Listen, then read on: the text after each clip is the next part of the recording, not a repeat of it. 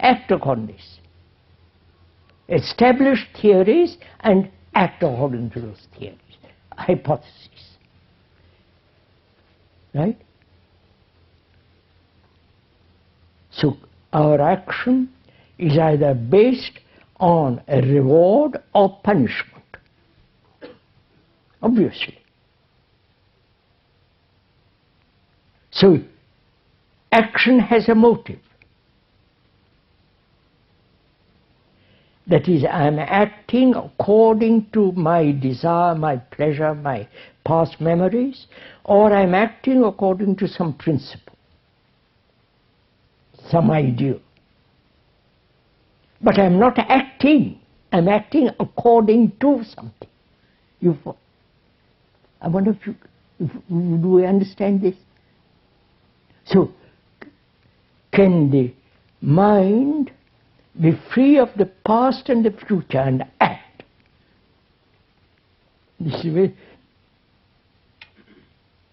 it's really very interesting to go into this. Can my brain, which has evolved in time, and so it functions in time, time being past rewards, past memories, past accomplishments, and so on, and the future, with all its rewards, etc. So my brain has been conditioned to that, as most brains are. And it is acting according to the past or the future. And that is its condition. Now, we are asking that brain, is it possible to act without the whole burden of the past and the future business? You understand the question?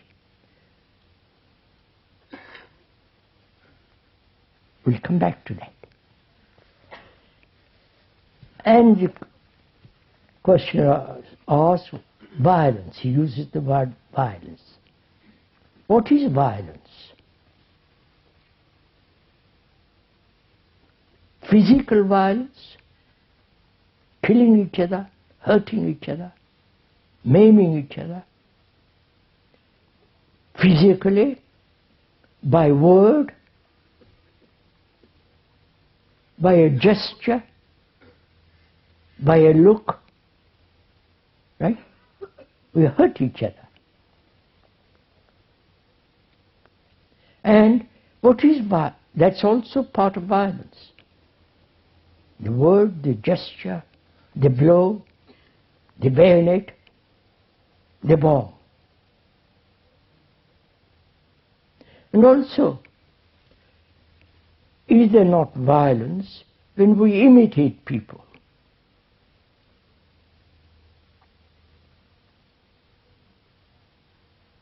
Is there not violence when we are caught in a movement of comparison? I am comparing myself with you, clever, bright, so on, so on. Or I want to be somebody. That's also part of violence. Right? Conformity, comparison, following, obeying, all that is part of violence. We're not saying obeying, going against law. You must be careful here, otherwise the policeman will be after us. So, then realizing this is violence, then we proceed to create a state or a principle called non-violence. Quite the opposite of what I am, what we are. Then what takes place? I have created the idea of non-violence because I am violent. This is a fact, and that's non-fact. And I pursue the non-fact. I don't know if you realize what. That then it leads me all kinds of illusions. Whereas there is only the fact, violence. There is no other fact.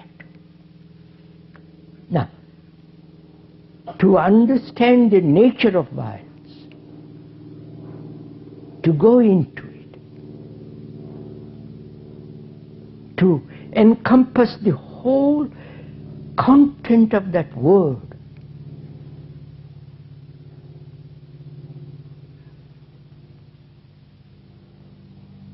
and not move away from it, which is not to escape, not to run, not to submerge it, not to suppress it, not to go beyond, just so. What is right action which will encompass the whole movement of violence? Right? What is right action? Right? Which is non-action. I don't know if you follow this. Any action born of violence is violence.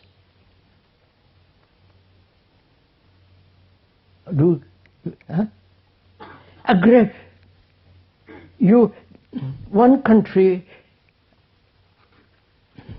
is aggressive, and you respond with aggressiveness to that country. This is what's happened. And that's positive action, which is considered positive action. You hit me, I hit you back.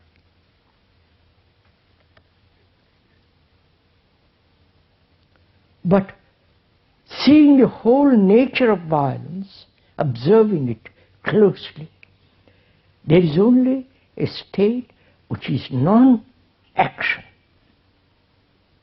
I wonder if you understand this.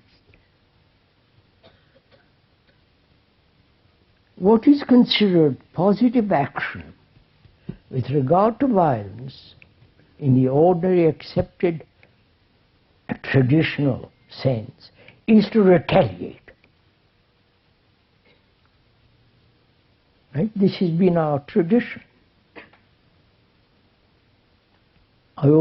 We own that particular piece of land miles away, and if anybody is aggressive, enters into that land, I send all my warships to it. This is what is happening all the world over. Meet aggression by aggression. And that's considered positive, realistic action. And this has been the history of mankind for thousands of years.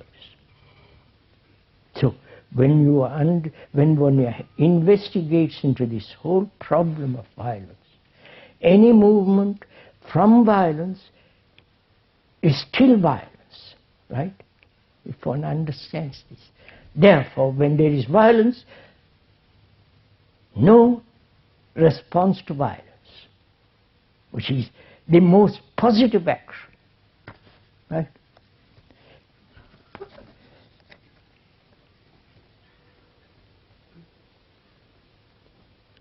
You speak of compassion, but claim that action should have no cause.